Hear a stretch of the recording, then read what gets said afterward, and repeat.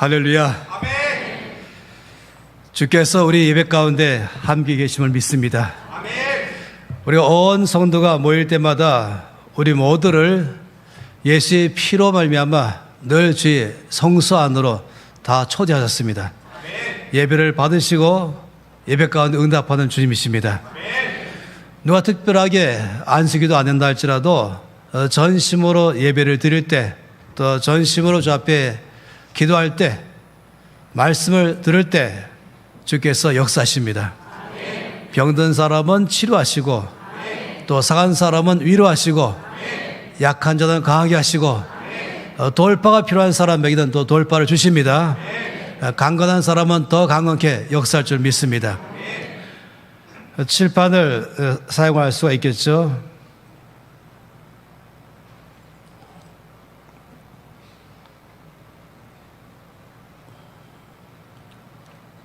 칠판을 쓰고 있나요? 앞에는 제 모습이 보여가지고. 우리가 어제 말씀은 하나님께서 모든 것을 다 창조하신 주님, 모든 것의 주인 되십니다. 보이는 것도 다 주의 것이고 보이지 않는 것도 다 주의 것입니다. 거기에는 권력도 주의 것이고 또 영광도 주의 것이고 또 능력도 주의 것입니다. 재물도 주의 것이고 또 모든 재능도 다 주의 것입니다. 그런데 놀라운 사실은 하나님께서 말씀하기를 이것을 내가 나눠주겠다 하셨습니다. 왜냐하면 하나님께서는 우리 모두를 통해서 주의 뜻을 이 땅에서 이루기를 원하셨습니다. 그래서 그것을 이룰 만한 사람을 만나게 되시면은 그 사람에게 그 일을 감당할 만큼의 모든 것을 다 주십니다. 재물이 필요하면 재물을, 재능이 필요하면 재능을, 지혜가 필요하면 지혜를, 권세가 필요하면 권세를, 모든 사람마다 그를 충분하게 주어서 맡은 바 사명을 감당케 하신 것입니다. 그래서 우리가 어제 이 집회의 전체 대주제가 예레미야 27장 5절 말씀인데, 그 하나님께서 말씀하기를 내가 보기에 옳은 사람에게 그것을 주었노라. 할렐루야. 제가 이번에 이 동로의 지방에 연합 수련회 오면서 참 마음이 기뻤습니다. 와서 목사님들 만나 뵈니까 이렇게 저렇게 다 저와 연결되어 계셔가지고 마치 집에 온 그런 기분입니다. 그래서 더 많이 마음이 편안하게 이 온 교회와 함께 말씀을 나누니 참 좋습니다.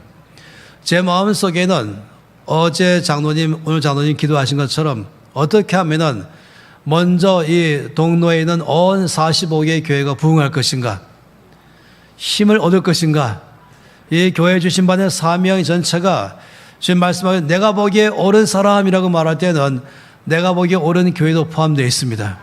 그러니 내가 보기에 옳은 사람에게, 또 내가 보기에 옳은 교회에게, 내가 보기에 옳은 나라에게 이 모든 걸 다 준다고 말씀하시니 먼저는 여러분 가운데에 주 은혜가 임하기를 바랍니다. 또 여러분 온 이 동네에 있는 교회 전체 가운데 은혜가 임하기를 바랍니다. 또 이 나라 대한민국이 이 마지막 때 놀랍게 쓰임받기를 바란 것입니다. 주님은 더 주기 원하세요. 그래서 말씀하기를 내가 보기 옳은 사람에게 주겠다 말씀하셨습니다. 우리 모든 관심은 그러면 하나님 보시기에 옳은 사람이 되자 하는 것이죠. 하나님 보시기에 옳은 교회가 되자 하는 것입니다. 하나님 보시기에 옳은 나라가 되자 하는 것입니다. 그러면 약속하신 주님 반드시 주실 것입니다. 주님은 약속을 반드시 지키십니다. 그래서 주께서 주신 것으로 사업할 사람은 사업하고, 그 사업을 통해서 주의 교회를 견고케 하고, 이 나라 통해서 통일된 나라가 되게 하고 온 세계를 승리하는 나라 될 수 있도록 사업을 하는 것입니다. 어떤 사람은 또 정치계 안에서, 교육계 안에서, 매스컴 안에서, 예술계 안에서, 물론 목회자로서, 또 동시에 과학계나 여러 법조계나 의료계 속에서 정말 이 나라가 주의 나라 될 수 있도록 다 하기를 바란 것입니다. 아까 찬양도 그렇지 않습니까? 내 능력으로 일하는 것이 아니라 위로부터 주신 능력으로 일할 때는 역사 큰 것입니다. 내 능력으로 일하면은 나의 능력만 나올 것입니다. 그러나 주의 능력으로 일하면 주님이 이러십니다. 그러니 이 나라 전체 가운데 정말로 교회가 부흥해서 이 교회 안에 이미 다 주셨는데 온 교회 성도들이 이 나라 전체 가운데서 나라를 하나님 나라로 바꾸기를 바란 것입니다. 이게 주님의 소망인 것이에요. 그러니 내가 보기에 옳은 사람에게 주겠다고 말씀했습니다. 그러면서 주님은 너무나 알기 쉽게 또 설명했죠. 한 사람을 샘플로 들었습니다. 바로 다윗이죠. 다윗을 주께서 불러내시고 주님 말씀은 다윗은 내가 보기 옳은 사람이다. 그래 우리가 봤던 것처럼 내가 이세 아들 다윗을 만나보니 내 마음에 쏙 들었다. 이전 번역은 내 마음이 합한 사람이다. 또 예레미야 말씀이 한다면 내가 보기에 옳은 사람이다. 그래서 내가 다윗을 통해서 내 뜻을 다 이루겠다. 이것이 바로 저 여러분 되기를 바랍니다. 주님께서 다윗을 들어 사용하시면서 말씀한 것은 다윗처럼만 살아라. 다윗처럼만 행하라. 그럼 내가 너를 쓰겠다. 내가 너의 교회를 사용하겠다. 너의 나라 대한민국을 내가 쓰겠다고 말씀한 것입니다. 그러면서 봤지요. 하나님께서 어떻게 다윗을 택하시는지 어제 봤습니다. 이 사무엘이 하나님께서 이름을 말씀 안 하시고 이새의 아들 중에서 한 명을 내가 왕으로 세웠다 말씀하시니까 이제 사무엘이 가서 이새의 아들들을 한 명씩 인터뷰했잖아요. 첫 번째 엘리압 보자마자 너무 마음에 들었죠. 그래서 그가 기름불을 들고자 할 때 주께서 아니라 하시고 내가 이미 그를 버렸다고 말씀했습니다. 그러면서 그 용모와 신장을 보지 마라. 사람들은 외모를 보거니와 나 여호와는 중심 본다. 여러분 그렇다면 왜 다윗인가 말씀할 때 하나님 보시기 옳은 사람은 누구인가 말할 때 외모가 아닌 것이에요. 중심인 것입니다. 외모라고 말한다면 일단은 키부터 말할 수 있겠고 또 학력도 경력도 아니면 재산의 정도도 아니면 똑똑함도 아니 학교 성적도 다 포함해서 말하시겠습니다. 세상은 그런 사람들에게 뭔가는 일을 맡길지 모르지만은 하나님 나라는 중심을 보시고 일을 맡기십니다. 왜냐하면 세상은 그 사람의 능력 갖고 일할지 모르지만은 하나님은 그 중심 보시고 그 사람에게 하나님의 능력을 줘서 쓰기 때문에 그렇습니다. 저 여러분에게 중요한 것은 내 능력으로 뭘 하려고 하지 마시고 하나님 보시기에 옳은 사람 되자. 중심에서 주께서 합격점을 받자. 그러면 주께서 나에게 맡긴 그 일을 내가 최선을 다할 때 역사할 줄 믿습니다. 이제 오늘은 그런 면에서 어떤 중심인가, 중심이 무엇인가, 이거를 오늘과 내일 보기를 원합니다. 한 40개가량 되지만은 가장 대표적인 것 두 가지를 볼 것입니다. 이런 중심이면은 주께서 일을 맡기신다. 이런 중심이라면은 주께서 그에게 재능 주신다. 이런 중심이라면 주께서 그에게 재물 주신다. 이런 중심이라면 주께서 그에게 모든 지혜와 능력 주신다 하는 것입니다. 그래서 오늘 말씀에 이 시편 101편 6절 말씀 보았잖아요. 이렇게 말씀했죠. 내 눈이 이 땅에 충성자를 살핀다. 충성된 자라고 말씀했습니다. 하나님께서는 이 중심을 말할 때 마음의 중심이 충성된 자, 그런 사람을 만나게 되면은 먼저는 하나님과 교제하게 하시고 그 후에는 주께서 그를 통해서 일하시겠다고 말씀했습니다. 그건 다윗에 대해서 뭘 보셨냐면 다윗의 중심에 충성을 보신 것입니다. 함께 사무엘상 17장 말씀을 보겠습니다. 어제 우리는 16장 말씀을 보았죠. 하나님께서 사무엘을 통해서 다윗을 택하는 그 과정을 보았습니다. 그리고 우리가 봤던 것은 중심이 어떤가 할 때에 바람이 눈에 보이지 않지만 풍향계를 설치하면 방향을 알 수 있다. 풍력계를 설치하면 이 바람에 얼마나 센지를 알 수 있다는 것처럼 마찬가지예요. 우리 가운데 이런 일 저런 일이 우리에게 올 때에 그때 중심이 드러나는 것이에요. 사람 만났을 때 중심 드러나고 어떤 환경에 만날 때 드러나고 어떤 일을 할 때 드러나는 것입니다. 그런 면에서 이 17장 말씀 가운데서 몇 가지 말씀을 보기를 원합니다. 여러분 화면 가운데 그 말씀을 띄워줄 것이에요. 그 말씀은 먼저 이 31절부터 33절까지 말씀입니다. 같이 이 말씀을 읽겠습니다. 어떤 사람이 다윗이 한 말을 듣고 그것을 사울에게 전하였으므로 사울이 다윗을 부른지라. 다윗이 사울에게 말하되 그런 말미암아 사람이 낙담하지 말 것이라. 주의 종이 가서 저 블레셋 사람과 싸우리이다 하니 사울이 다윗에게 이르되 내가 가서 저 블레셋 사람과 싸울 수 없으리니 너는 소년이요 그는 어려서부터 용사임이니라. 이 말씀 뭐냐면은 이 블레셋과 이스라엘 사이에 대전쟁이 일어났습니다. 그런데 그 전쟁은 일방적이었습니다. 뭐 싸우면서 밀거나 밀리는 것이 아니라 아예 한쪽 군대는 싸울 생각도 안 하고 성 밖에 나오지도 않은 것이에요. 한쪽 군대는 계속 싸우자고 말하고 있습니다. 바로 블레셋 군대는 싸우자고 싸움 걸고 있고 이스라엘 군대는 아예 싸울 만한 의욕을 다 잃어버렸습니다. 왜냐하면 이 블레셋 군대의 선봉장 때문이었습니다.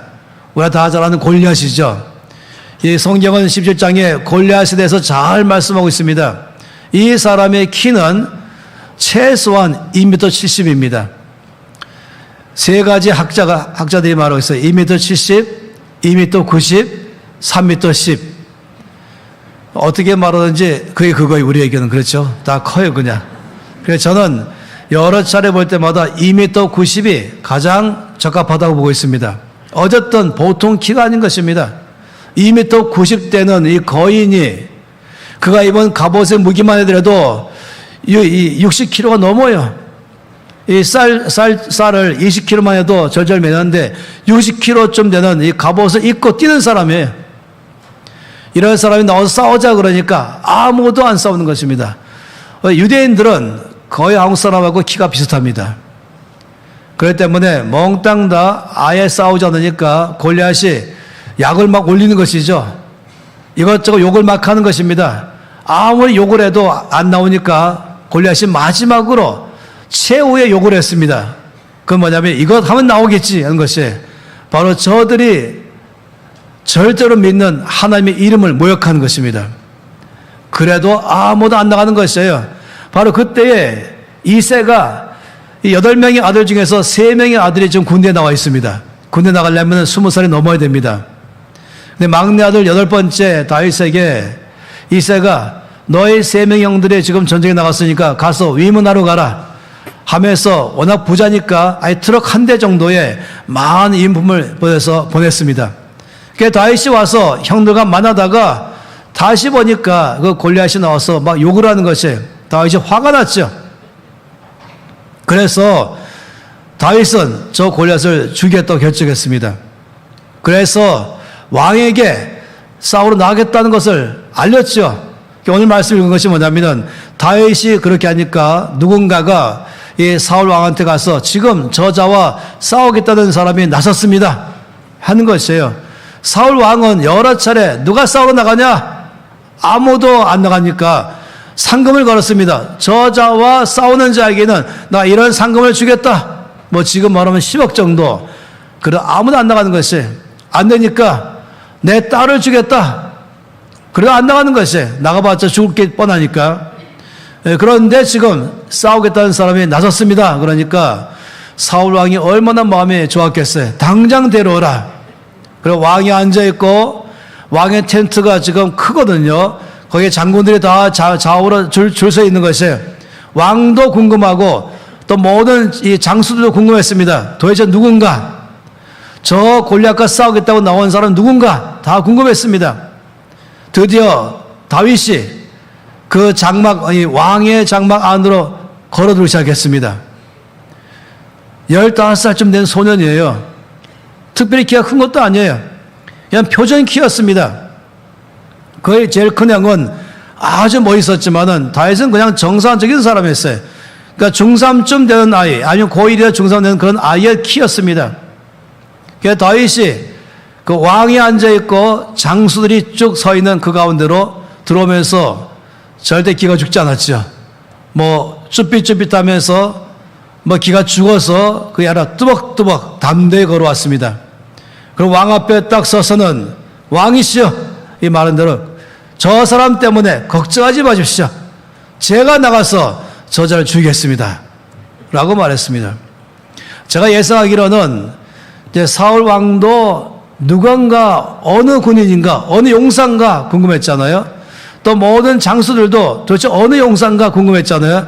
근데 이 텐트 안으로 딱 들어온 순간에 군인이 아니라 15세가량 된 소년이, 허리호리한 소년이 들어오니까 사울 왕이 침착하자. 화를 내지 말자. 실망스러운 표현도 하지 말자. 적어도 그 용기가 가상하지 않냐. 격려해주자. 이런 마음 가졌겠죠. 그런데 이 소년 다윗이 그 앞에서 아주 담대하고 당당하게 제가 나가 싸우겠습니다 라고 말하니까 오늘 말씀 잘 보세요. 사울 왕이 아주 침착하게 실망스러운 말을 전혀 표현하지 않게 이렇게 말해서 너는 소년이요 저자는 어려서부터 용사다. 한마디로 너 싸울 수 없다. 게임이 안 된다. 이렇게 말한 것입니다. 그런데 제가 오늘 말씀하고 싶은 것은 바로 그 다음 구절입니다. 이 34절부터 37절 말씀은 제가 성경 전체 가운데 제일 좋아하는 성경 구절 100군데 중에 하나가 바로 여기 있습니다. 다 함께 다윗이 이때에 뭐라고 왕에게 말했는가 34절부터 37절까지 말씀을 함께 읽겠습니다. 다윗이 사울에게 말하되 제 종이 아버지의 양을 지킬 때에 사자나 곰이 와서 양떼에서 새끼를 몰아가면 내가 따라가서 그것을 치고 그 입에서 새끼를 건져내었고 그것이 일어나 나를 해하고자 하면 내가 그 수염을 잡고 그것을 쳐 죽였나이다. 제 종이 사자와 곰도 쳤은즉 살아계신 하나님의 군대를 모욕한 이 할례받지 않은 블레 사람 이리까 그가 그 짐승의 나와 같이 되리이다. 또 다윗이 이르되 여호와께서 나를 사자의 발톱과 곰의 발톱에서 건져내었은즉 나를 이 블레 사람의 손에서도 건져내시리이다. 사울이 다윗에게 이르되 가라 여호와께서 너와 함께 계시기를 원하노라. 지금 다윗은 자기가 왜 저자와 싸울 수 있는지에 대해서 근거를 대기 시작했습니다. 자기가 아버지의 양을 치는 목자로 있으면서 이 다윗이 치고는 이 양떼가 많다 그랬잖아요. 수천 마리가량. 그런데 사자가 왔어요. 사자가 와서는 새끼 양 한 마리를 입에 물고 달아났어요. 이때 다윗이 쫓아갔다는 것입니다. 따라가서 그 사자 입에서 새끼 양을 건져내고 이때 사자가 화가 나서 덤벼들면은 그 수염을 잡고 쳐 주겠습니다. 또 곰이 왔습니다. 마찬가지로 따라가서 곰의 입에서 새끼 양을 건져내고 그리고 내가 쳐 주겠습니다. 지금 다윗은 저 골리앗과 사자와 곰과 비교하는 것입니다. 사실 여러분 아시죠? 이 사자가 얼마나 굉장한 맹수인지 알지 않습니까? 모든 이 짐승 중에 왕 아니겠습니까? 곰은 또 어떻습니까? 어마어마한 것이에요. 제가 예전에는 뉴욕 갈 때에 이 알래스카의 앵커리지를 꼭 옛날에 들렸었는데 그러면 거기에서 한 2시간 쉴 동안에 그 라운지에 있을 때는 거기는 이 곰들을 그대로 박제해가지고 곰 모양 그대로 세워놨습니다. 그럼 제가 쓰면은 이거 더 커요. 이게 큰 그 곰이 이 곰은 힘이 세잖아요. 야 나무를 치면 나무가 부러집니다. 이런 곰이라고 말한 거지. 이 곰과 골리앗과 비교할 만하지요. 자기가 내가 싸울 수 있는 이유가 바로 사자와 곰과 그리고 다윗. 더 중요한 사실은 그것만이 아니었습니다. 하나님께서 나를 사자의 발톱과 곰의 발톱에서부터 건져내었은즉 그 하나님이 나를 저 골리앗 손에서 건져내실 것입니다. 이 다윗은 자기가 싸워서 얼마나 위대한가를 말한 것이 아니라 나의 하나님께서 나를 도우심으로 내가 이겼습니다. 따라서 지금 말한 것은 먼저는 사자와 곰이지만은 더 중요한 것은 저 하나님과 골리앗인 것입니다. 그러니 사울 왕이 설득이 됐죠. 그렇다면 가라라고 했던 것입니다. 우리가 아는 것처럼 나가서 뭐 길게 싸운 것도 아니었어요. 단번에 죽였습니다. 근데 지금 제가 말하고 싶은 것은 여기서 다윗이 얼마나 용감한가 이게 아니에요. 어떻게 싸웠는가 이것도 아닌 것이에요. 제 관심거리는 여기 하나밖에 없습니다. 뭐냐면은 어제 말씀 가운데 이제 사무엘이 다윗을 선발하는 과정이 있지 않습니까? 그 7명의 아들들이 다 하나님께서 아니라고 말씀하실 때 이 사무엘의 질문 알지 않습니까? 이 16장 11절 말씀입니다. 어제 말씀을 다시 한번 본다면은 16장 11절에 뭐라 했습니까? 또 사무엘이 이새에게 이르되 내 아들들이 다 여기 있느냐? 이 아들들이 전부 다냐? 말할 때 이새가 말하기를 아니요 또 있습니다. 누구냐? 막내입니다. 여러분 이 말씀은 그냥 한 절로 쭉 되어 있지만은 전 대화가 여러 번 있을 거라고 예상하는 것이 이 아들이 전부 다 아니냐? 또 없냐? 말할 때 아니요 또 있습니다. 누구냐? 할 때 머리를 긁적거리면서 갑자기 목소리가 좀 줄어들면서 막내입니다. 아니 이 7명의 아들들 말고 그 8번째 막내가 여기 없다는 것이 어제 말씀드렸죠. 막내는 모두 집에 있기 마련이에요. 어디 있냐 물으니까 양치고 있습니다. 말씀드렸죠. 이 순서가 돼서 양치는 것이 아니라 양치는 것이 그에게 주어지는 주 임무인 것입니다. 그리고 뭐랬습니까? 집 앞도 아니고 멀리 여기서 말하면 김포광쯤에 아니면 천안쯤에 양들이 너무 많기 때문에 따로 거기에 양 우리가 있고 거기 먹고 사는 것입니다. 생각해 보세요. 지금 8번째 막내 아들인데 15세밖에 안 된 아주 이 감수성이 예민한 그 시기에 친구가 그립고 이것저것 게임과 오락도 하고 싶고 또 좋은 신발 좋은 옷도 입고 싶고 또 집에서 뭔가 더 혜택을 누리고 싶고 그런 나이 아니겠습니까? 중3이면은. 그런데 이 아이가 지금 이 막내가 항상 들판에서 양들과 함께 살고 있다. 어디 생각하십니까? 제가 한번 칠판에 한 가지 그려보고 싶어요. 이제 이 칠판을 드디어 쓸 때가 왔습니다. 어제도 안 된다 그래가지고 아니 이 교회가 왜 그걸 못합니까? 그랬더니 지금 건축공사 중에서 시설 전혀 투자 안 합니다. 자, 이해가 됐어요. 자, 잘 보세요. 이게 좀 뭔지 한번 보시기 바랍니다. 이 그림 도대체 뭔 그림인가?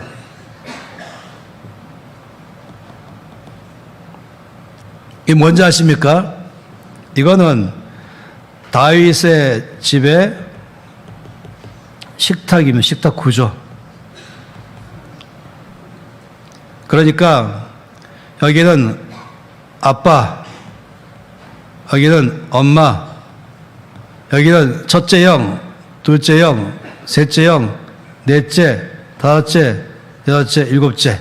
그리고 다윗의 자리는 없어요. 왜냐하면 집이 없으니까 여기 보조의자 있어. 보조의자. 그리고 다윗이 가끔 집에 오면은 쭉 당겼다가 다시 집에 나가면 쓱 치워버리는 이게 다윗의 집의 구조예요. 이상하지 않아요? 다윗은 지금 막내인데 아빠의 사랑이 가장 필요한데 따뜻한 밥도 먹고 싶고 편리하게 살고 싶은데 가장 불편한 가운데 사는 들판에 양과 함께 사는 것입니다. 그러면 마음속에 거절감이 있죠. 생각하기를 나는 주온 아들인가? 저 이것 때문에 여러 번 생각해 봤어요. 왜 그랬을까? 시편에는 다윗이 여러 차례 자기에 대해서 고백한 내용이 나와 있습니다. 내 부모는 나를 버렸으나 나의 하나님은 항상 나와 함께 계십니다. 내가 이 땅에 나올 때에 나의 하나님이 먼저 두 손으로 나를 받으셨습니다. 말하거나 여러 차례 말씀하시는데 시편 51편 말씀에는 내 어머니가 제약 중에 내가 태어났습니다. 물론 어떤 사람들은 원죄를 말한다면 모든 사람이 다 죄인이죠. 그런데 그것 이상인 것이에요. 왜 다윗은 이 집에 막내인데 오지 못했을까? 왜냐하면 다윗은 한마디로 말하면 이 정상적 과정으로 태어난 아들이 아닌 것입니다. 다윗은 그냥 뭐랄까요? 또 다른 배로 태어난 아들인 것이죠. 집에 오면은 이 형들 사이에 있기가 아주 어려운 존재인 것입니다. 지금부터 3,000년 전 얘기예요. 그러니 이새가 아마도 다윗을 멀리 가주는 게 좋은 것입니다. 네, 7, 8 다시 본다면, 그렇다면 다윗이 청소년 아니겠습니까? 그런데 여기에 제가 이렇게 두 개를 따서 다윗은 무슨 청소년이다 될 가능성, 이 뭔지 아십니까? 비행 청소년. 왜 상처투성이 아니겠어요? 왜 나만 집에 못 있고 왜 나만 이렇게 양들과 함께 살려고 말한 것인가? 거절감 받은 것이에요. 소외감 받은 것이에요. 받을 사랑도 못 받고 받을 만한 모든 혜택도 못 받고 사는 이쯤 되면은 비행 청소년 될 가능성이 많은 것입니다. 그러면은 다윗이 가장 마음에 화가 나는 뭐겠습니까? 양들인 것이에요. 분풀이는 양떼들에게 하겠죠. 그 막대기로 양들 때리기도 하거나 아니면은 알아서 풀 먹고 자라라든지 들어놓아 잠을 자든지 게으르게 하든지 원망과 불평 속에 살고 그런 삶에 대한 의욕도 잃어버릴 만한 그런 정도에 사는 것이 정상 아니겠습니까? 저는 10대들에게 강의할 때마다 자기 집안 환경 때문에 나는 불의하다, 난 불우하다, 다른 아이들과는 달리 나는 참 어렵게 자라났다. 그래서 제멋대로 사는 것 절대 하지 말라고 말한 것입니다. 성경 말씀 보면은 더 불행한 사람 많이 있는 것이에요. 다윗도 그런 사람이 한 명인 것이에요. 그런데 지금 뭘 읽었습니까 우리가? 다윗이 아버지 양을 지킬 때에 사자가 왔어요. 새끼 양 중에 한 마리 물었어요. 냅다 도망가야 되지 않겠습니까? 그렇지 않아도 이 하기 싫은 일인데 핑계거리겠죠. 너 왜 왔냐? 사자가 왔어요. 핑계거리겠죠. 아니면은 양 한 마리 가져갔으니 나머지만 갖고도 집에 가서 이 사자가 왔는데 한 마리만 잃었어요. 칭찬받을 수 있지 않겠습니까? 그런데 다윗은 그 새끼 한 마리를 사자가 몰고 갈 때 쫓아간 것입니다. 저 사자와 싸워서 내가 이길 수 있을까 없을까? 관심도 없었어요. 나에게 맡겨진 것은 아버지가 나한테 맡긴 모든 양떼들은 내 목숨 바쳐가면서 지킨다. 다윗은 자기의 처지를 불쌍히 여기고 남을 원망하고 불평하고 살았더라면 그런 행동 나올 리가 없는 것입니다. 제가 여기서 아까 말씀드린 것처럼 이 사자와 싸웠다, 곰과 싸웠다 이걸 말하는 게 아니라 이 다윗의 삶을 보니까 도대체 이 사람 누구냐 이거예요. 우리 아까 시편 101편 6절 말씀 보았죠. 하나님께서 말씀하기를 내가 이 땅에 어떤 사람이라고요? 충성된 사람을 찾는다 라고 말씀했습니다. 그런 사람은 찾으면 나와 함께 있게 할 것이고 그런 사람에게 내가 나의 일을 맡길 것이다. 여러분, 이 충성이란 말이 무엇입니까? 이 충성된 사람이란 무엇입니까?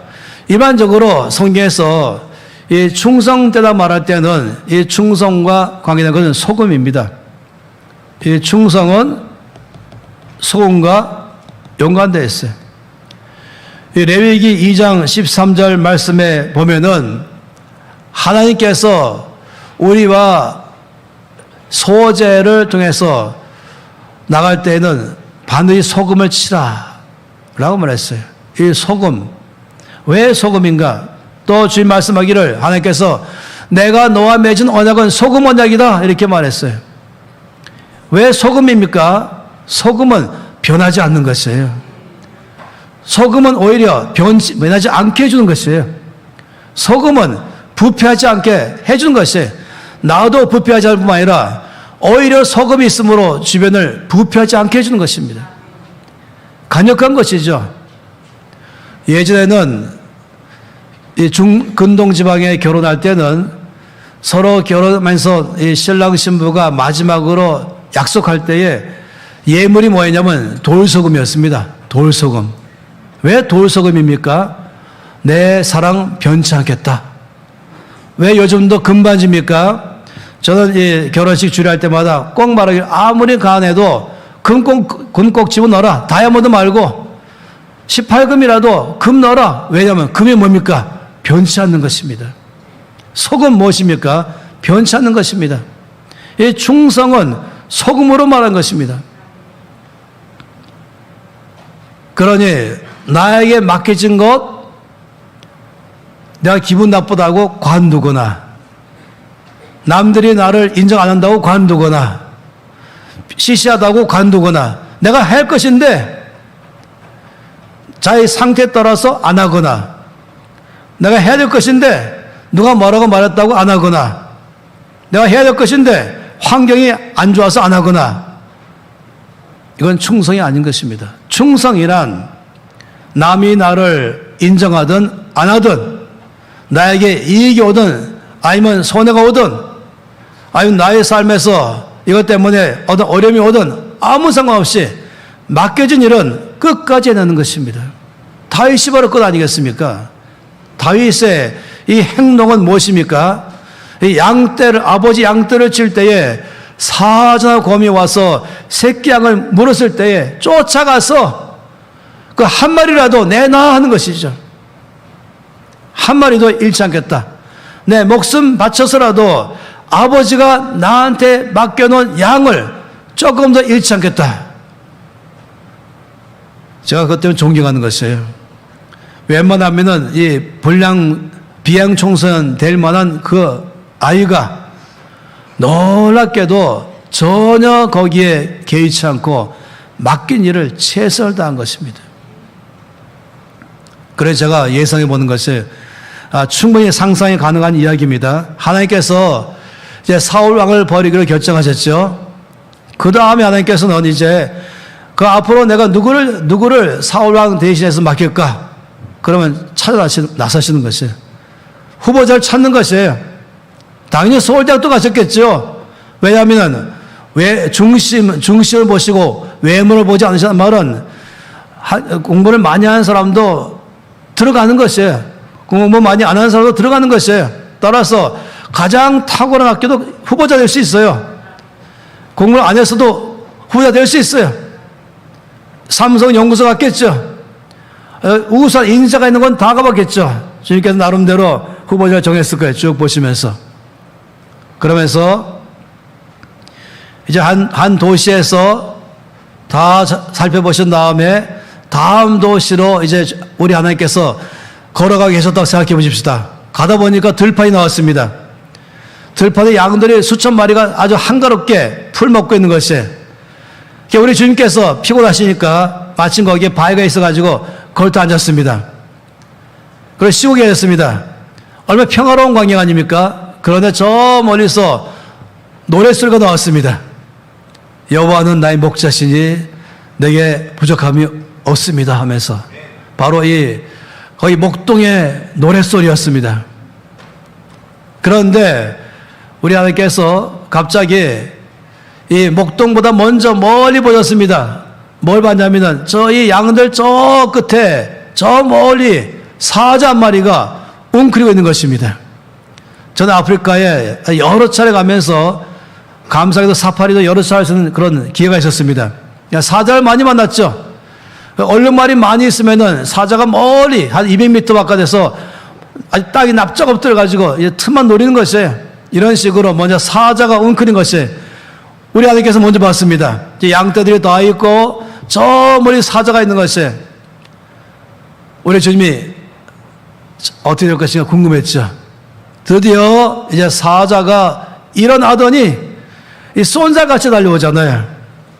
그리고 양떼들이 막 흩어지기 시작합니다. 그리고 새끼 양 한 마리를 딱 덥석 물었습니다.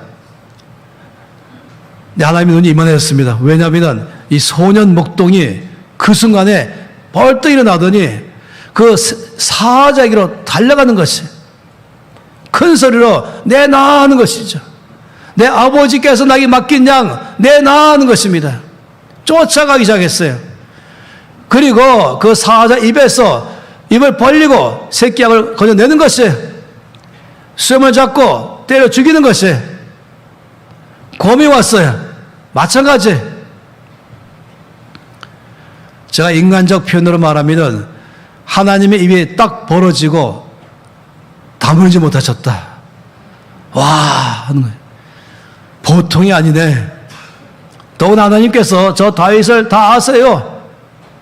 그가 어떻게 태어났는지, 어떻게 살고 있는지, 가정에서 어떤 대우를 받고 있는지, 지금 어떤 처지와 형편이 있는지 다 아세요.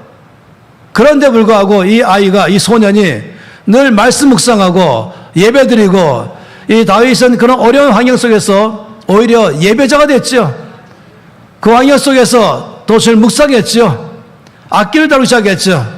노래를 부르기 시작하는 것입니다.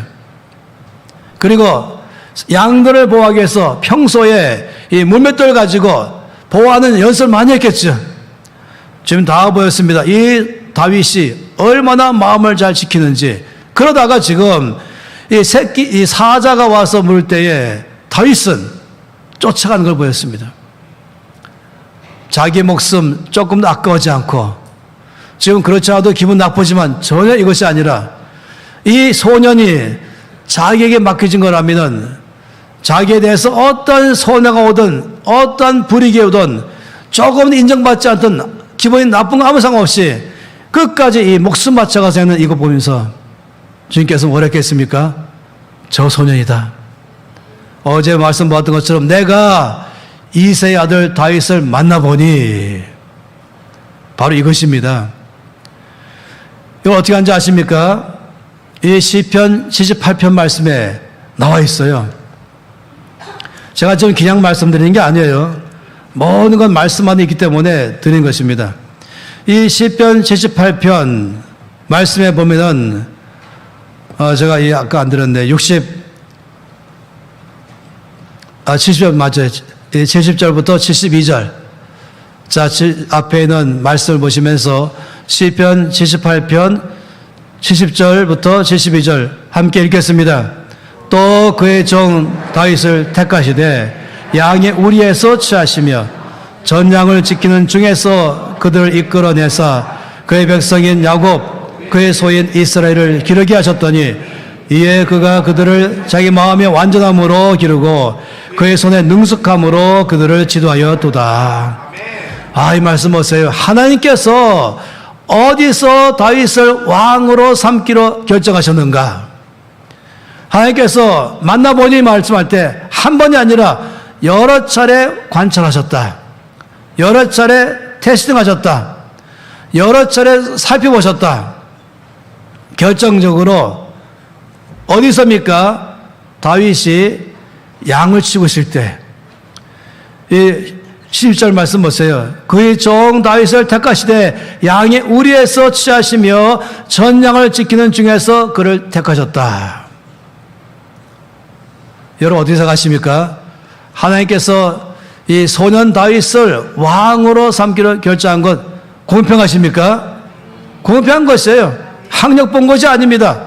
공부를 많이 해도 충성되면 괜찮고 공부를 적게 해도 중요한 건 충성인 것입니다. 공부가 아니라니까요. 학력이 아니라니까요. 외모가 아니라니까요. 아무리 똑똑한 척한다 할지라도 그게 아니라 충성인 것입니다. 그러니 이 양을 지키고 있는 다윗을 바라볼 때에 아주 어려운 상황 속에 있다 할지라도 맡은 일에 최선을 다하고 있는 이 다윗 말한 것입니다. 저 여러분에게 그림 하나를 보여주겠습니다. 이 그림 띄워주세요. 이 그림은 최후의 만찬 그림입니다. 제대로 잘 안 돼 있어요. 흐릿해갖고. 이 그림은 레오나르도 다빈치 그림이에요. 모든 당시의 화가들은 몽땅 다 최후의 만찬을 다 그렸습니다. 여러 종류의 최후의 만찬들이 있습니다. 근데 이 레오나르도 다빈치의 이 만찬이 너무너무 인상적입니다. 여기에 당연히 예수님이 계시고, 여기 보면은, 여기 누구 있습니까? 가룟 유다입니다. 오른손에 돈주머니 잡고 있죠. 이 너무나 오랫동안 훼손돼서 나중에 이것을 한 사람이 지오바니 피에트로 리졸리라는 화가가 이 다빈치의 그림을 그대로 다시 그렸습니다. 이런 식으로 말입니다. 훨씬 더 확실하게 볼 수 있겠어요. 여기서 그가 이제 이 안에서 이 가룟 유다를 그렸는데, 제가 보기엔 이 사람이 이 화가가 다빈치가 말하고자 하는 가룟 유다에 대해서 좀 덜 그렸어요. 여기서의 그림에서 다 똑같은데 훨씬 그는 여기서 이 가룟 유다의 왼손에 대해서 더 정확하게 못 그렸어요. 근데 보세요. 여기 지도 보면 왼손으로 좀 뻗쳤는데 여기 하나 엎어져 있죠. 그릇이 보입니까? 이 그릇이에요. 이 다빈치는 가룟 유다를 표시할 때에 중요한 것은 한쪽은 돈깨지만 한쪽으로는 지금 그릇을 엎어뜨렸어요. 서양 사람들의 그릇은 거기에는 언제나 두 가지 있어요. 하나는 페퍼, 후추, 하나는 솔트. 그래서 하나는 피, 하나는 S로 써 있어요. 우리나라는 간장에 주로 있고 고춧가루가 있지 않습니까? 이런 식으로 서양은 페퍼와 하나는 뭐라고요? 소금입니다. 이 엎어뜨린 게 뭔지 아십니까? 바로 소금 그릇이에요. 소금 그릇을 엎어뜨린 것이에요. 이걸 통해서 다빈치는 이자가 배반하는 자다. 지금 모두가 물어보잖아요. 주님 접니까? 너희 중 한 명이 나를 팔 것이다. 나를 배반할 것이다 할 때 접니까? 할 때에 지금 다빈치는 이 그림 속에서 가룟 유다를 표시한 것 중에 돈깨와 함께 지금 소금 그릇을 엎어뜨린 것이에요. 뭘 말합니까? 소금 그릇 충성을 말하잖아요. 근데 충성을 엎어뜨린 것이에요. 이걸 통해서 말하고 있습니다. 다시 말하면 이 충성과 소금, 변치 않는 것, 끝까지 마음이 변치 않는 것. 예수님을 따라가다 보면은 쉬운 게 아닙니다. 목회도 쉬운 게 아닙니다. 일반 성도도의 삶도 쉬운 게 아닙니다. 직장 가도 사회 가도 쉬운 게 아닙니다. 어제 잠깐 말씀드린 것처럼 교회 갈 기분이 안 나서도 안 갈 수도 있고, 교회 갔다가 상처받아서 안 갈 수도 있고, 뭐 이래저래서 직장 가서도 눈치 보느라고 예수 믿는다 말도 어렵기도 하고, 뿐만 아니라 그만 아니죠. 직장 생활할 때도 기분 나빠서 안 하거나 인정 안 받아서 안 하거나, 여전도 회장님들 만나보면 증경 회장님들 처음에는 이제 신임 회장 됐을 때는 아주 포부가 컸어요. 임원들 다 발표했죠. 부회장, 총무, 회계석이 각 봉사부장, 부장들 다 해서 출발을 쫙 했어요. 근데 임기 딱 끝나고 나면은 제일 상처 많이 받은 사람은 회장님이에요. 어떤 회장님은 교회도 옮겨버려요. 왜 그런지 아십니까? 가다 보니까 이제 부장들 안 나오기 시작해. 이제는 서기 회계도 안 나와요. 총무도 안 나오고 부회장도 안 나와요. 왜 안 나오냐 그랬더니 애가 아파서, 남편 때문에, 뭐 일 때문에.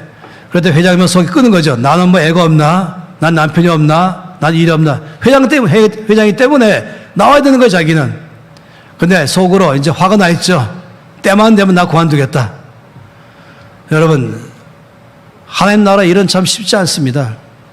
예수 믿는 삶은 쉬운 게 아닙니다. 우리 주님께서 중심 보시고 내가 보기에 옳은 사람이라고 다윗을 택하셨는데, 그 다윗 택한 가장 중심이 뭐냐면 충성이라는 것이었어요. 이만하면 알 수 있지 않겠습니까? 이 자기 환경, 자기 모든 조건, 자기 상태는 불충성할 만한 상태인 것이에요. 자기 기분대로 할 수 있어요.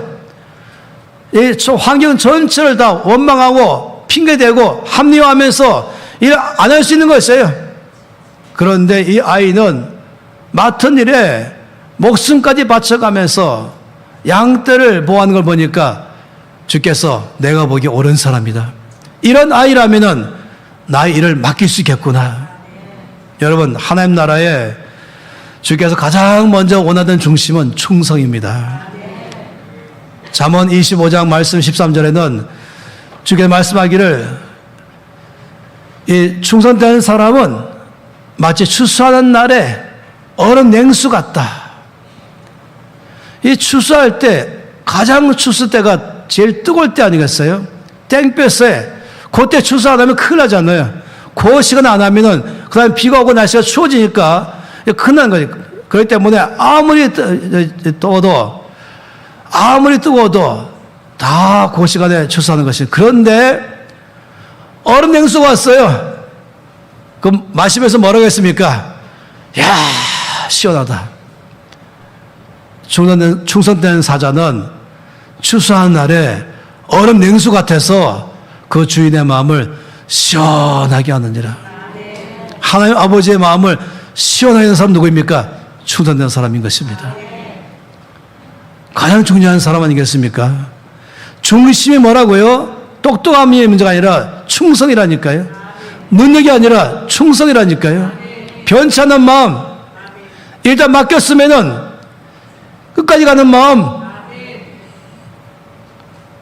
자기 기분 따라 살지 않는 마음, 교회 봉사를 우습게 여기는 사람 안 맡긴다니까요. 제가 어제 미국에 가장 돈이 많이 번 부자 중에 한 사람 존 어너 메이커, 장관 자리를 줘도 싫다 그랬던 사람. 왜 그랬습니까? 내가 매주일마다 주일학교에 교사인데 이 교사직을 맡았는데 장관 되면은 주일날 이 직을 못할 것 같아서 안 하겠습니다. 하나님께서 이 사람에게 어마어마한 재물을 주는 이유가 있다니까요. 이 사람은 재물을 많이 벌어서 자기 위해서는 안 쓰고 전 세계 가운데 YMCA, YWCA를 건축하는데 100개 이상의 나라에 이 사람 재물을 다 줬습니다.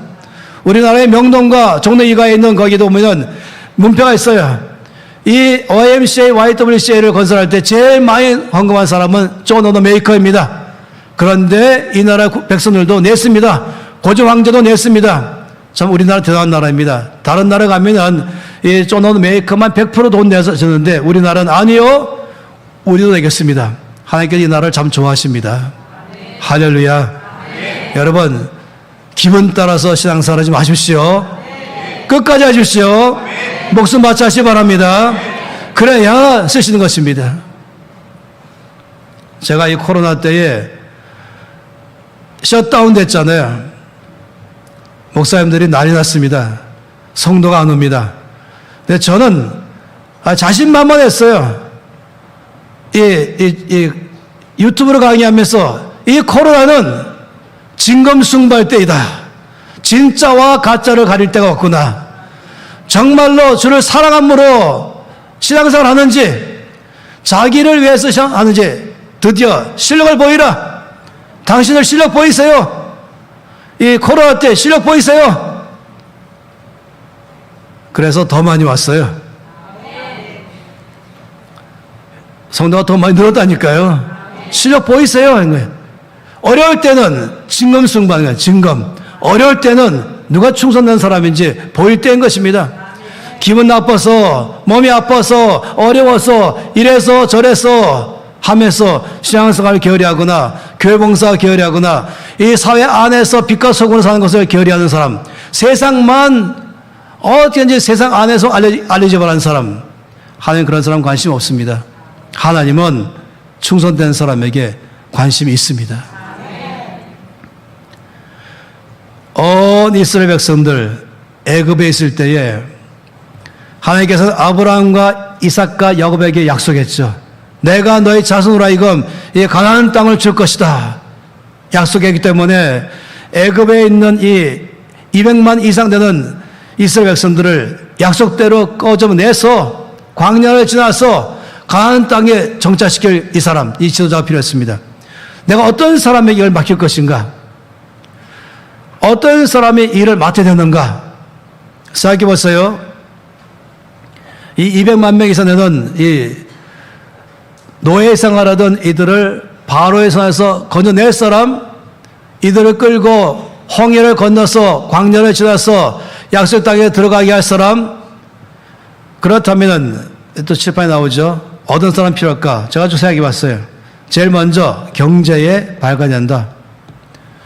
왜냐하면 화폐도 없기 때문에 여기 얘들 사회학에 대해서 아주 전문가가 된다. 지리학도 있어야 된다. 의학도 당연히 의학이 있어야 되죠. 지금 200만 명이 이 대교회 난민들인데 여기에는 정치도 필요하다. 여기 교육도 필요하다. 여기 예술도 있어야 된다. 여기 건축가가 또 돼야 된다. 여기 지리에 정통해야 된다. 쭉 이런 사람 이런 사람이면 좋은 것이에요. 하나님께서 누구를 택하셨냐면 모세를 택하셨습니다. 근데 모세가 나이가 40살 때 그는 제가 하겠습니다로 나섰죠. 주님, 아니, 너 안 돼. 40살 때 이 모세는 전문가였어요.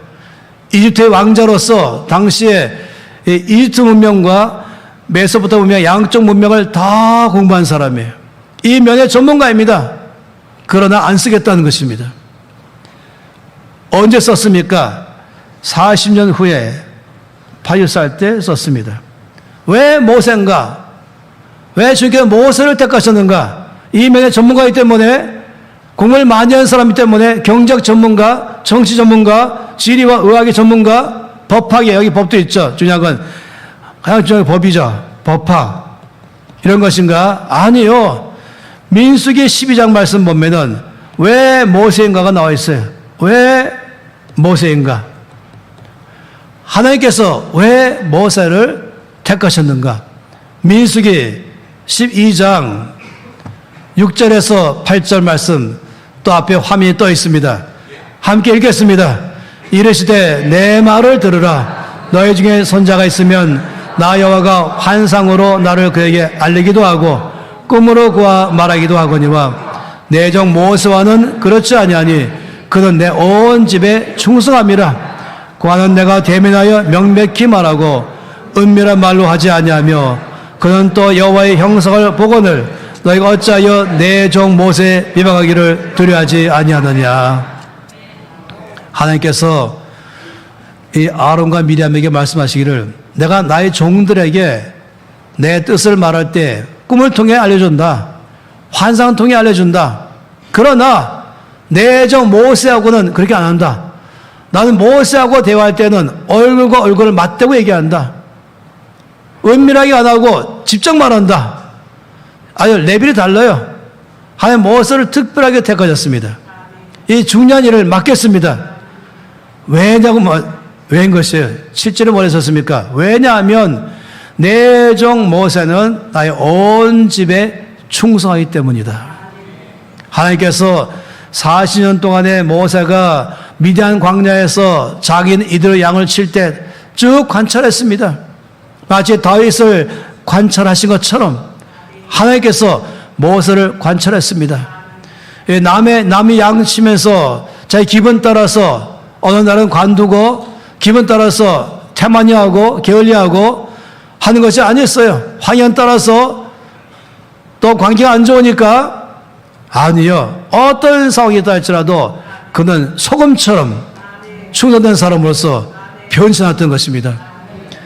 저는 사역자로서 살아가면서 제가 23살부터 전임 사역자가 됐습니다. 한 단체에서 35년간 사역했어요. 수많은 간사들이 왔다 갔다 떠났어요. 수많은 사람이었어요. 근데 저는 한 번도 떠난 적이 없어요. 여러 사람이 저한테 물어봤습니다. 아니 목사님은 이 단체에서 떠날 마음이 없었습니까? 월급도 없지, 보장도 없지, 그런 단체에 35년간 있으면서 기분 나쁜 일이 한두 번 아니겠습니까? 재정적으로 어려운 일이 한두 번 아니겠습니까?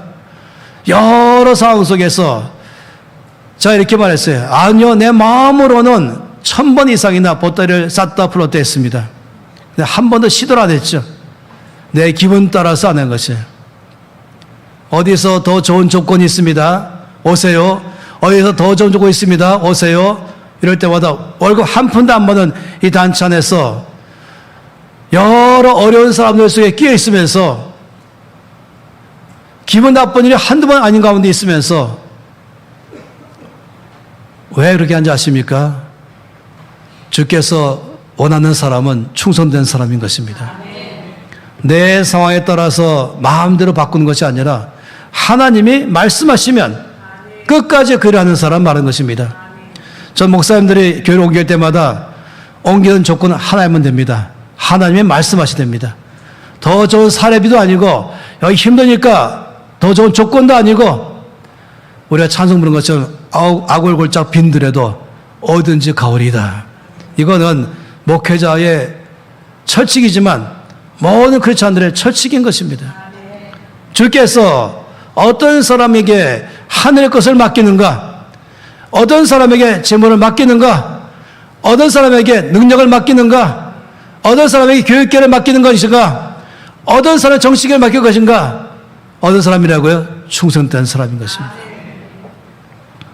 왜 모세인가? 모세가 이 모든 면의 전문가이기 때문에 아닌 것이에요. 더 중요한 것은 모세가 바로 충성된 사람인 것입니다. 그래서 모세를 택하신 것입니다. 또 한 사람이 있어요. 바울입니다. 사도 바울. 왜 사도 바울을 택하셨는가? 디모데 전서 1장 12절. 저는 이 구절을 너무너무 좋아합니다. 디모데 전서 1장 12절 말씀 한번 같이 읽겠습니다.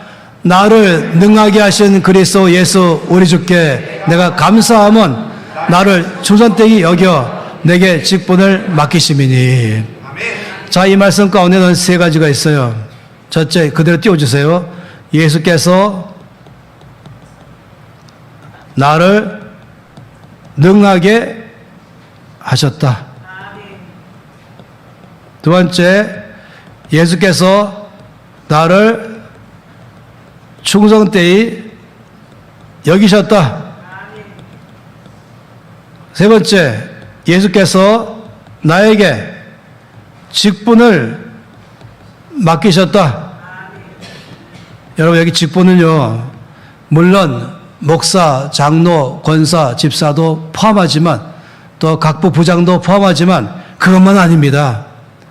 이 나라 가운데에 시장을 맡기는 것, 이 나라의 도지사, 이 나라의 대통령, 이 나라의 장관, 국회의원, 정치계나 경제계나 교육계나 주님은 이 모든 것 전체에 맡기고 싶은 것입니다. 그런 면에서의 직분입니다. 이 세 가지를 잘 보시면 무엇이 첫 번째겠습니까? 이 세 가지 중에서 무엇이 1번입니까? 놀랍게도 이게 1번이에요. 먼저 충성된 사람인가 먼저 보신 것입니다. 여기에 이 여기셨다는 단어가 놀라운 단어예요. 이 단어는 마치 회계장부처럼 여기 입금, 그 다음에 지급, 출금, 여기 잔액 하면서 돈 들어오고 다 적고 잔액이 나오잖아요. 돈이 들어올 때마다 다 적고 돈 나가는 거 다 적고 그래서 잔액이 얼마를 적는 게 이게 회계장부죠. 마찬가지로 내 삶에 하나하나 몽땅 다 내 삶의 모든 것 다 주께서 기록해 보신 것이에요. 마지막에 잔액이 얼마라고 말한 것처럼 잔액이 충성 이렇게 말한 거예요. 이 사람은 충성, 먼저 충성된 사람인가를 살피시는 것입니다. 그래서 왜 바울인가? 그가 충성된 사람이기 때문에. 그런 사람에게 어떻게 하십니까? 그런 사람에게 두 번째 직분을 맡기십니다. 그리고 직분 맡으면 뭘 했습니까? 맡은 자들에게 구할 것은 충성이니라. 맡은 자들에게 구할 것은 능력이 아닌 것이에요. 충성만 얻는 것입니다. 충성하면 세 번째, 그 일을 감당할 능력 주시는 것입니다. 제가 어제부터 말씀드렸잖아요. 모든 것 주인 되신 하나님. 이것을 내가 누구한테 줄 것인가? 어떤 사람이라고요? 충성된 사람. 바울이 말하기를 왜 주께서 나를 택하셨는지 아십니까? 그것은 내 모든 삶을 다 보신 다음에 나를 충성되게 여기셔서 이 직분을 맡기셨습니다.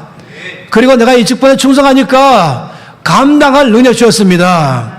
이 세상은 안 그렇죠. 세상은 늘 능력 있는 사람에게 일을 맡깁니다. 그러나 하나님 나라는 능력이 아닌 것이에요. 왜냐하면 내 능력이 고작 맡기면 안 되는 것이에요. 하늘의 능력을 주신 것입니다. 내 재물 말고 하늘의 재물, 내 지혜 말고 하늘의 지혜.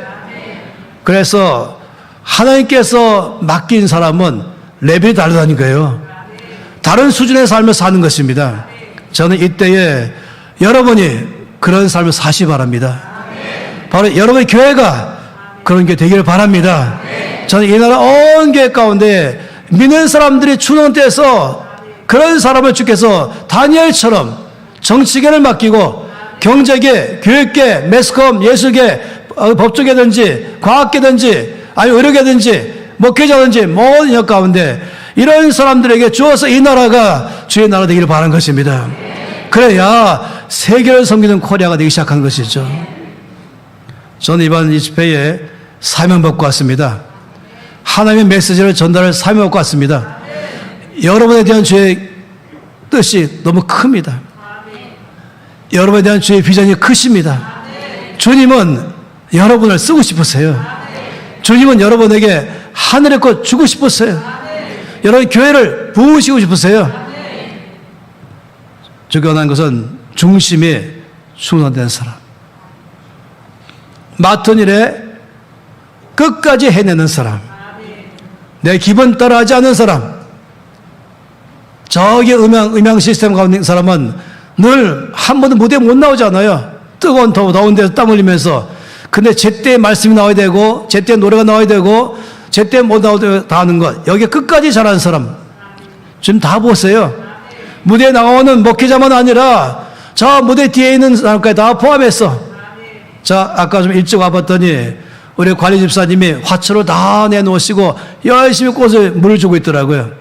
제가 속으로 충성되구나. 그러니 이 교회 모든 화초는 푸릇푸릇해요. 어떤 교회가 화초가 반 죽어 있어요. 그 그냥 자라는 게 아니잖아요. 냈다가 넣었다 하면서 다 돌봐야 되고 앞에 물 뿌려야 되고 카페 갔다 보니 카페도 멍든 나무가 다 살아있어요. 하나님 다 보신다니까요. 카페 바리스타를 보고 계신다니까요. 그 바닥 청소를 보신다니까요. 화장실 보신다니까요. 신발장 보신다니까요. 예배 얼마큼 참석하는지 겨우겨우 1분 전에 오는지 1분 후에 오는지 10분 전에 오는지 30분에 오는지 와서부터 오늘 설교 말씀을 주보로 보면서 펴보고 읽어보고 기도하면서 아버지 오늘 말씀을 받겠습니다 하는 사람인지, 주일에게 교사하는데 교사를 제대로 하는지, 조던원 메이커처럼 장관직도 싫다 그러고 이 중요한 사이 이 어린아이를 한 명 키우면 이 아이가 장차 나라를 바꿀 사람으로 보면서 사명 가져가는 사람, 이것 때문에 못하겠다 그러고 이것 때문에 하루 쉬고 지금 다 보고 계십니다.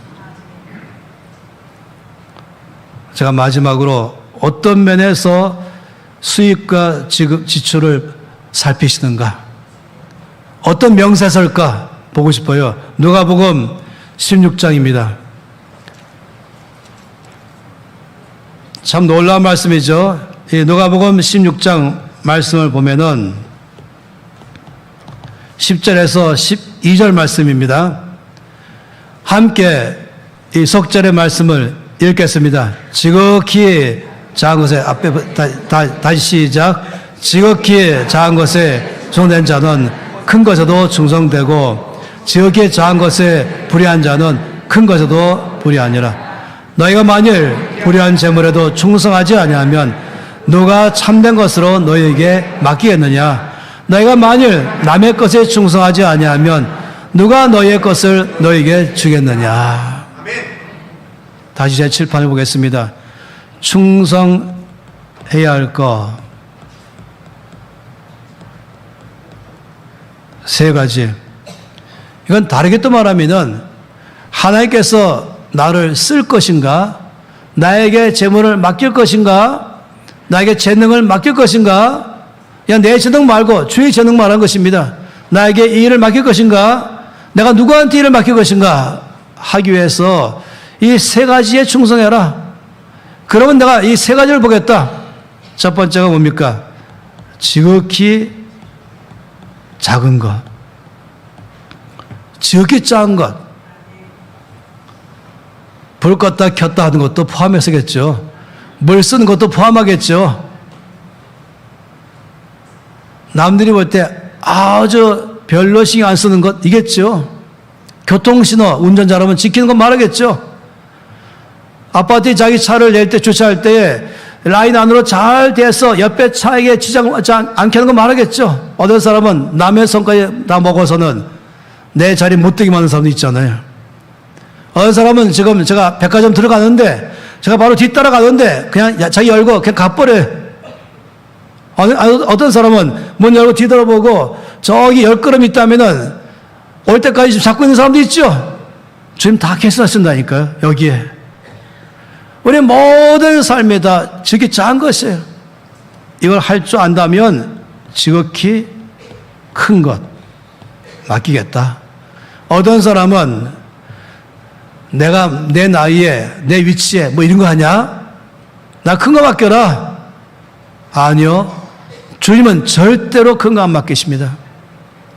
제가 목사님들은 여러 차례 말씀드리기를 사회에서 회장이라고 해서 처음부터 자리 주지 마세요. 회장이면은 가장 작은 것도 맡겨보세요. 거기서 정말 충성하는 사람인지 이것 때문에 빠지고 저것 때문에 빠진다면 절대 맡기지 마세요. 아마 한 6개월은 잘하겠죠.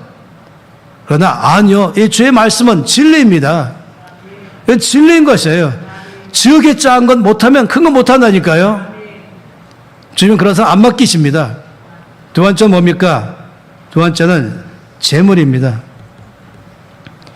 이게 불의한 재물은 잘못 번 재물 말한 게 아니라 사람들이 불의하다 말할 때 말한 거지. 그냥 재물이에요. 이 재물을 가지고 내가 어떻게 충성하는가? 이 재물은 내가 번 돈이 내 것이고 내 마음대로 쓴다가 아니라 주님이 나한테 맡긴 돈이고 이 맡긴 돈을 충성 다하는 것입니다. 이 재물을 잘 쓰면 하나님께서는 참된 것 바로 그에게 이 재물을 통해서 더 큰 것 맡기는 것입니다. 세 번째는 남의 것 충성해야 나의 것 맡깁니다. 이 남의 것 말하고 나의 것 보면은 이런 숫자가 있어요.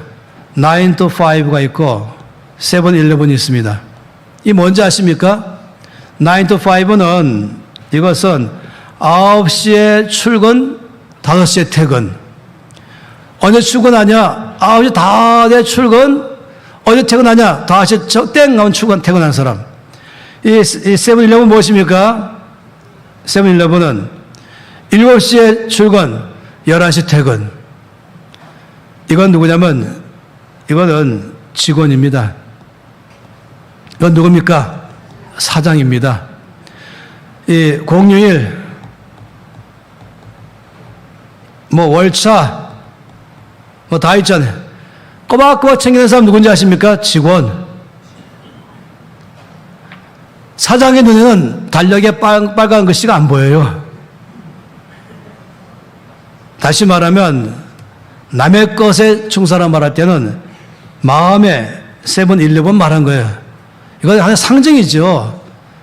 자기 것처럼 일하는 사람, 내 것처럼 일하는 사람, 월세로 살면은 나의 집처럼 쓰는 사람, 공중 화장실 가서 나의 집 쓴 것처럼 사는 사람 다 포함해서 하나님께서 이걸 어떻게 한다고 이 모든 것 다 회계장부에 기입하십니다.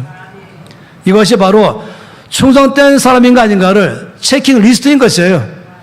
이건 또 다르게 말하면은 하나님께서 내가 누구한테 나의 일을 맡길 것인가 기회인 것입니다. 할렐루야. 이제 오늘부터 결정하십시다. 내가 하나님 보시기에 옳은 사람 되겠습니다. 바로 충성된 사람 되겠습니다. 바로 지 작은 것부터 재물부터 남의 것부터 제가 최선을 다하겠습니다. 맡은 일에 기분 따라하지 않고 상황 따라하지 않고 맡았다면 목숨 바쳐가면서 변치 않게 소금처럼 해내겠습니다. 하나님 그런 사람 중에서 역사할 줄 믿습니다. 여러분 주님께서는 여러분 모두를 쓰기를 원하십니다. 여러분의 교회를 부흥시키기를 원하십니다. 그래서 주께서 놀랍게 쓰기 원하는 것이 여기에는 충성되어야 됩니다. 온 성도 전체 모두가 다 충성할 때 그만한 교회 쓰시는 것입니다. 오늘 말씀 들으면서 주님이 저에게 말씀했습니다. 주의 말을 외모로 택하신다면 나는 가능성이 없겠지만은 그러나 중심 보신다니 주여 제가 하겠습니다. 제가 바로 충성된 사람 살겠습니다. 지금부터 살겠습니다. 그런 사람 손 높이 드세요. 두 손 높이 드세요. 통성 기도할 것입니다. 여러분의 입으로 기도하세요. 소리내 기도하시면서 주님께서 들으실 수 있도록 주여 제가 바로 주인 보시기에 옳은 사람 되겠습니다. 옳은 사람 되게 주십시오 하지 마세요. 그런 기도 없어요. 옳은 사람이 되겠습니다. 제가 바로 충성된 사람 되겠습니다. 저기 작은 것에 충성하겠습니다. 재물에 충성하겠습니다. 남의 것에 충성하겠습니다. 그래서 주님 저에게 주의 일을 맡겨주시옵소서. 다 함께 통성으로 기도하시겠습니다. 할렐루야. 아버지, 바로 제가 하나님 아버지가 보시기에 옳은 사람 되기로 결정합니다. 주님 보시기에 충성된 사람 되기로 결정합니다. 제가 바로 그런 사람 되겠습니다. 이제부터 그런 삶으로 살아내겠습니다. 저에게 작은 것에 충성하겠습니다. 재물에 충성하겠습니다. 남의 것에 충성하며 살기로 다시 한번 결정합니다. 우리 온 삶을 사용하셔서 영광 받아 주시옵소서. 역사해 주시옵소서. 여러분 옆에 사람들 손잡으십시다. 옆에 사람을 손잡으십시다. 바로 내 옆에 계신 분들, 바로 주 안에 형제자매들 다 손잡고 좌우로 손잡으세요. 내 왼쪽 사람, 내 오른쪽 사람, 주여 이 성도님이 충성된 사람 되게 해주셔서 주께서 쓰시는 사람 되게 해주시옵소서. 이 성도님 있는 교회가 충성된 교회가 되게 하셔서 쓰임받는 교회 되게 해주시옵소서. 다시 한번 기도하시겠습니다. 주 앞에 구하며 나갑니다. 아버지 간절히 구합니다. 네 성도님들 정말로 주님 보시기에 옳은 성도 되게 주시옵소서. 옳은 교회 되게 주시옵소서. 좋은 사람 되게 주시옵소서. 저기 작은 것에 충성하며 재물에 충성하며 남의 것에 충성하는 온 성도 교회가 다 되게 주여 역사하여 주시옵소서.